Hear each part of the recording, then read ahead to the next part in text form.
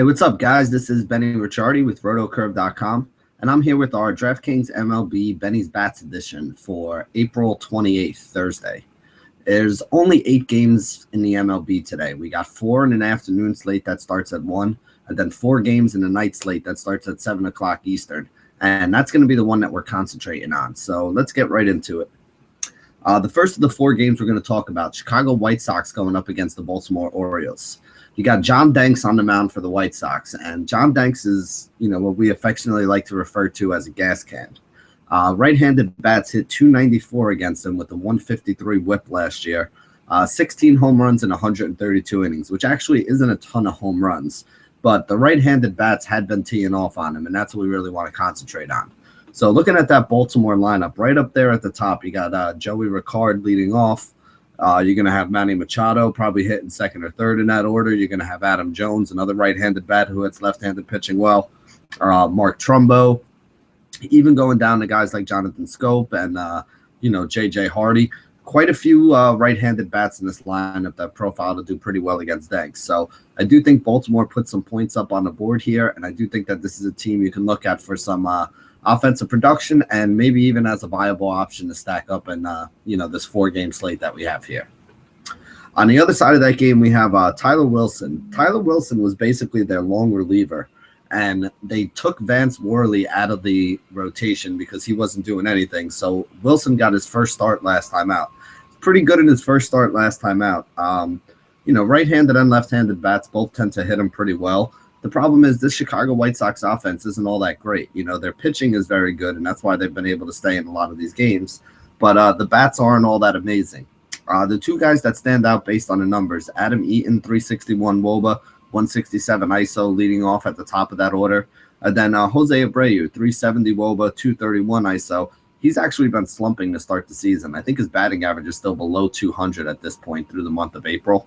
Do I think he'll turn it around? Yeah, he will at some point, but right now, I really don't think it's the right time. It is a pretty good matchup. I don't think White is going to be a dominant pitcher that, can absolutely shut them down, but I also don't think it's an easy matchup for him. Next game we can talk about, we got Atlanta at Boston. This Red Sox team was pounding out runs yesterday. Got a grand slam from Pedroia. A whole bunch of guys in this lineup are starting to hit well. You got Clay Buchholz pitching for this Boston team. 4 starts this year. He's got 21 innings pitched, 15 earned runs allowed, and 4 home runs. So I do think you can look at some of these bats on Atlanta. The problem is there's not a lot of guys that you really want to go after. Buchholz was equally bad to both right and left-handed batters. So like I said, basically everybody's in play. The 2 guys I'm looking at are 2 lefties here. Like Nick Markakis a little bit, 352 WOBA. His ISO score is below 100. So if you're looking for home runs out of this guy, you're probably not going to get him. But he's been leading off lately when they go up against right-handed pitching. I do think you can get a couple hits out of him.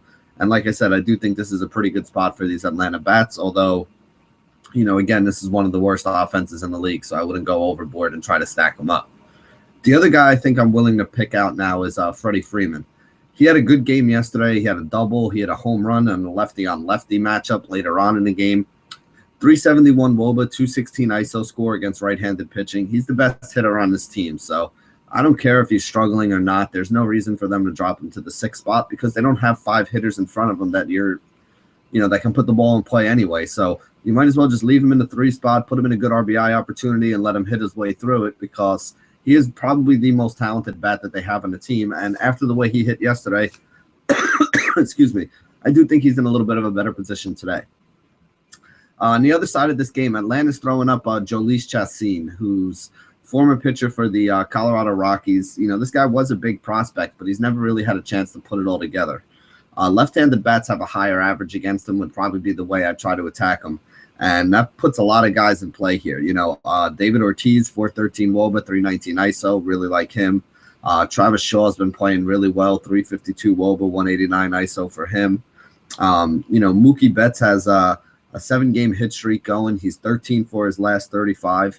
And over the course of those last 7 games, he's averaging 15 DraftKings points per game. So that's definitely somebody else I think we got to take a look at. And then Dustin Pedroia is absolutely on fire right now. 6 of the last 7 games, he's got double-digit fantasy points, had the grand slam last night, a couple other hits. This Boston offense, like I said, they're starting to round into form. And they get a good matchup here. Atlanta's not a very good team.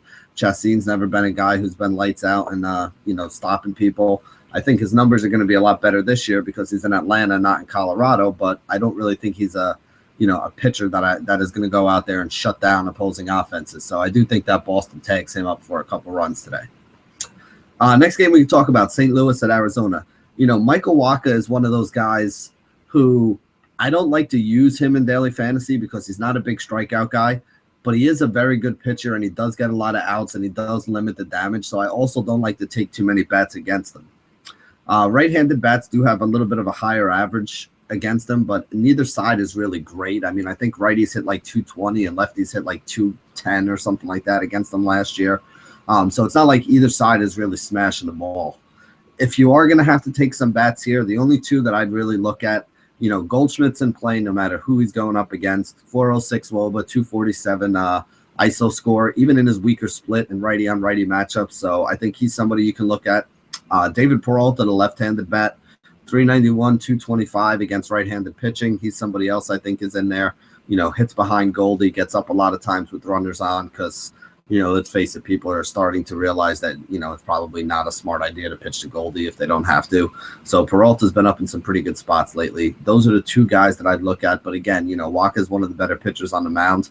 Like I said, I don't know if I want to use him today, but I definitely don't want to target too many bats against him, if any at all.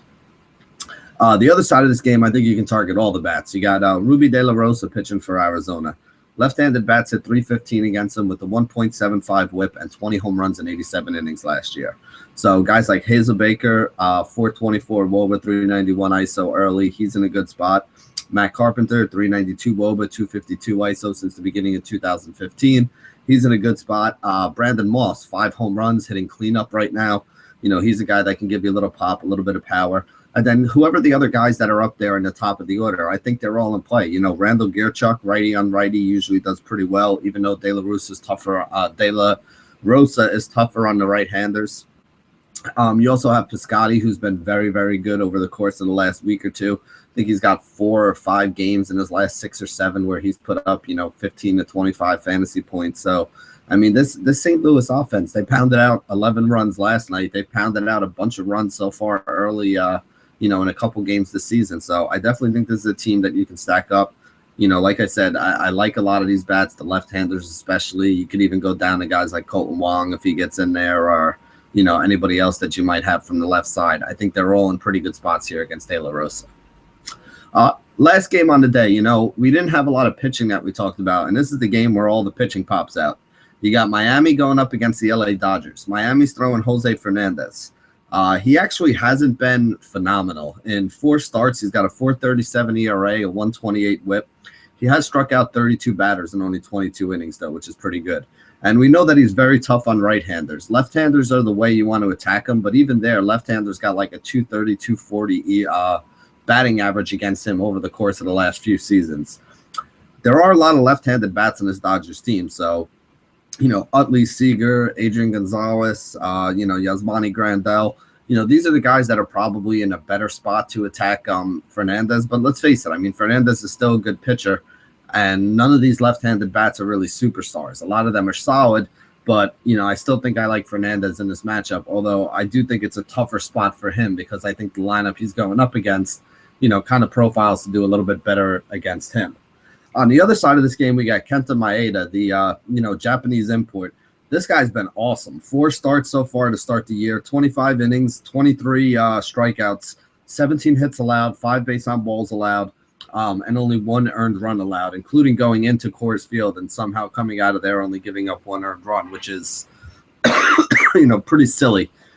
Let's see. If we're going to be looking at guys to take against them, I mean, I don't really know who profiles well against them.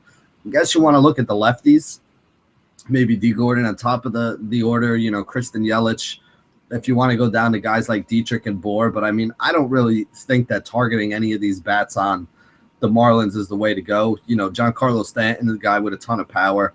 We like him better against left-handers. This isn't really the greatest matchup for him. But, again, his power plays in any stadium. To be perfectly honest with you, I really like Kenta Maeda, and I have him on a lot of my rosters for this slate. He's like my number 1 top pitcher. I don't like the fact he's up to 10K. He's not usually a huge strikeout guy, although he's picked up the strikeouts after his first game or two. But I like Maeda a little more than I like Jose Fernandez. I think this does turn into a pitcher's duel. I think they're both too expensive to stack them both up. So really, in a 4-game slate like this, I think you're picking whichever one of the two pitchers you like more out of this game, and then trying to figure out who of the teams that you expect to win is going to be your SP2 for the day. There's a lot of bats that we like here. There's a lot of bad pitching on for a 4-game slate. There's a couple spots that I really want to target against. So I think that's the way you should be looking to build your lineups tonight. And that pretty much sums it up. Like I said, we only had a 4-game slate today, so we're going to keep the video short. But thank you for joining us here at rotocurve.com. And as always, stay classy, DFS.